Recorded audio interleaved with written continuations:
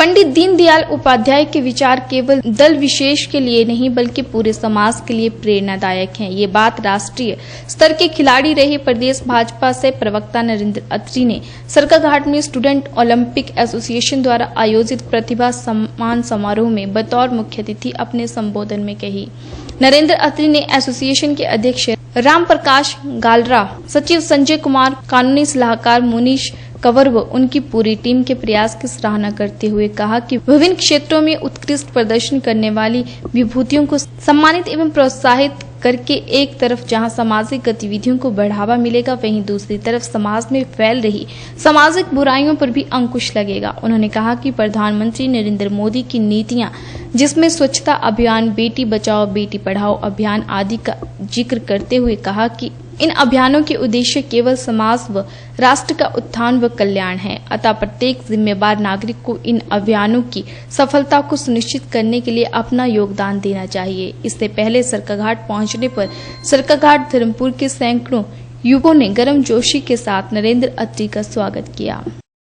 हम उस भारत के निवासी हैं जिसके बारे में हमारे प्रधानमंत्री जी ने अभी 4 दिन पहले स्टेटमेंट दी कि पर्यावरण की चिंता हम 5000 वर्ष पहले से कर रहे हैं। कितना गौरवमय इतिहास है जब विश्व स्तर पर चर्चा होती है कि पर्यावरण की चिंता करनी चाहिए, तो हमारे लिए सौभाग्य की बात है। हमें इसलिए सौभाग्य है कि हम भारत के निवासी हैं। हम इसलिए सौभाग्यशाली समझते हैं कि हमारा हजारों वर्ष पुराना इतिहास है। और हमारे प्रधानमंत्री ने जब दमदार तरीके से अपना विषय रखा कि हम तो पर्यावरण की चिंता पिछले 5000 वर्षों से कर रहे हैं, हम जिम्मेदार लोग हैं। भारत को विश्व गुरु इसलिए कहा जाता है कि भारत की जो संस्कृति है वो सबसे गौरवमयी है, सबसे प्राचीन है। फिर क्यों समाज के अंदर इस तरह की घटनाएं होती हैं जो कहीं ना कहीं हम आप लोगों को चिंता करने पर मजबूर कर देती है। कहीं ना कहीं समाज का नकारात्मक पक्ष, यह नकारात्मक पक्ष को सकारात्मक पक्ष में बदलने के लिए हम आप लोगों को योगदान करना होगा। हम आप लोगों को जागरूकता लानी होगी। जो रूढ़िवादी हमारा नकारात्मक पहलू है उसको बिल्कुल खत्म करना होगा।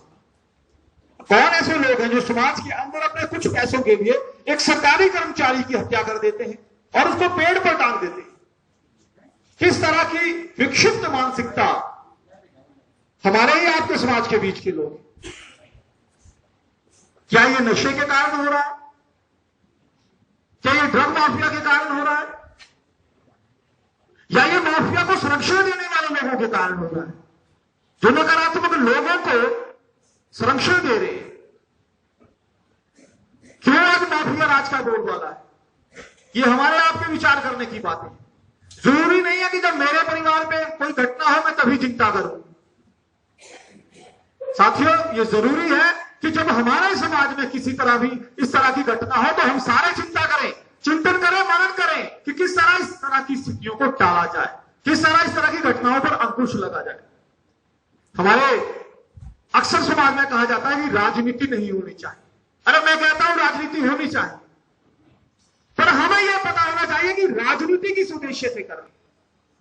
मैं कहता हूं प्रत्येक नौजवान को राजनीति में हिस्सा लेना चाहिए, क्योंकि जब तक हमारा समाज जागरूक नहीं होगा हम राजनीतिक तौर पर सशक्त नहीं हो पाएंगे।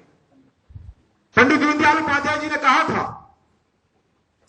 कि राजनीति का उद्देश्य समाज में सबसे गरीब व्यक्ति का कल्याण सबसे पहले हो, ऐसा सुनिश्चित करने के लिए राजनीति